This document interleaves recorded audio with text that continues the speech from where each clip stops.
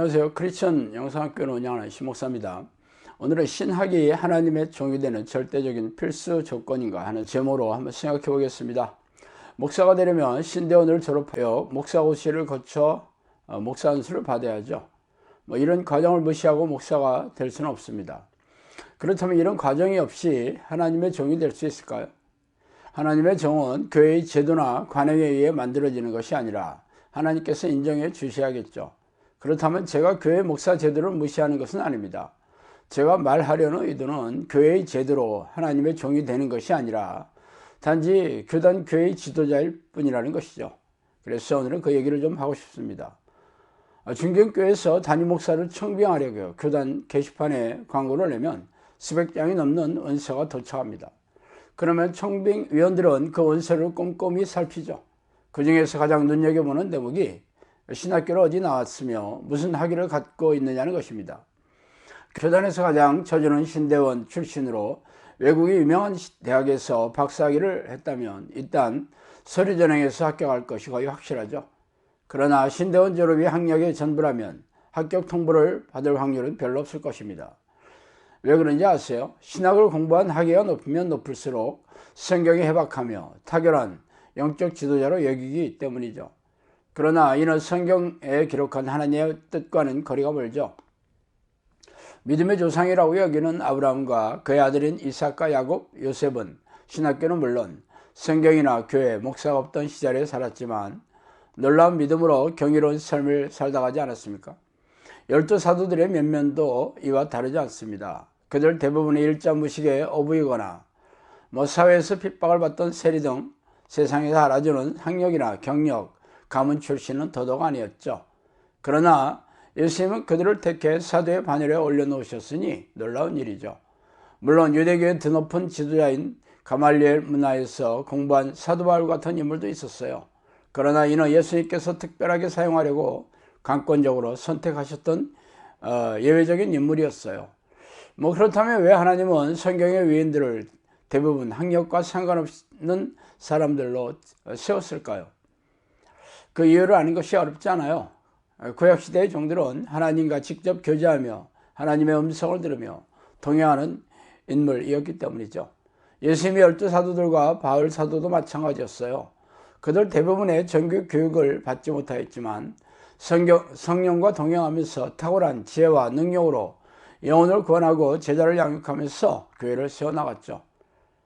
그렇다면 우리네 교회 지도자의 양육 방식은 어떻습니까? 우리네 교회는 신대원을 나와 목사고시를 통과하고 목사 안수를 받으면 누구나 목사가 될 수 있죠. 그 어디에도 거룩한 성품과 탁월한 지혜를 갖추고 세속적이거나 탐욕적이지 않으며 경건한 삶을 살면서 부모를 잘 섬기고 자녀를 훌륭하게 키워내었는지의 여부도 불필요합니다. 말하자면 신학교에 들어가서 공부할 최소한의 지적 능력과 신대원을 다닐 수 있는 학자금만 있으면 되죠. 솔직히 학습 능력을 말하자면 신학교나 신대원의 수준이 어느 정도인지 아시는 분은 죄다 알고 있잖아요.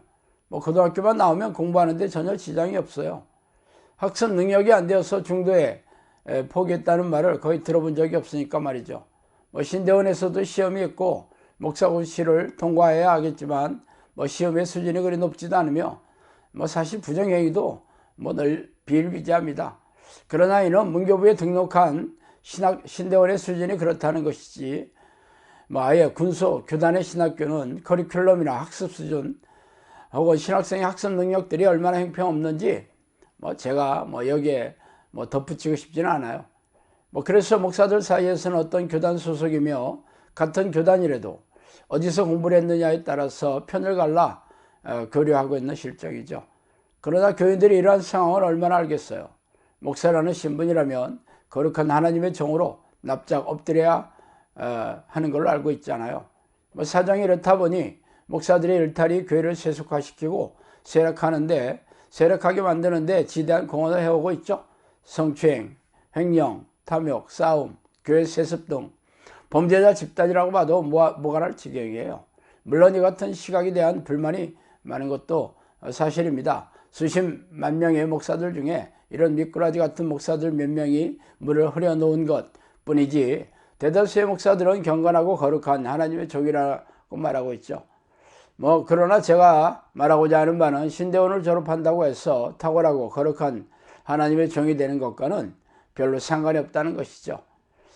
말하자면 우리네 교회 목사들은 기독교 종교에서 말하는 종교 지도자 그 이상도 그 이하도 아니라는 것이에요.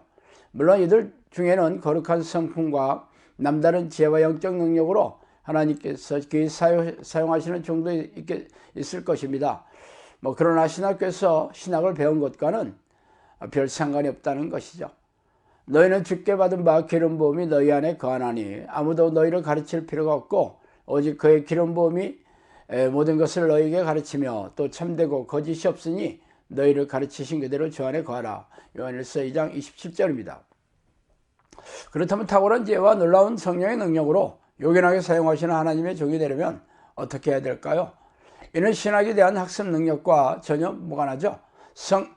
성경은 성령의 기름 부음이 임하시면 아무도 가르칠 필요가 없이 성령께서 우리 안에 거하셔서 성령의 능력과 인도하심으로 사역의 풍성한 열매를 얻게 해주신다고 말하지 않습니까?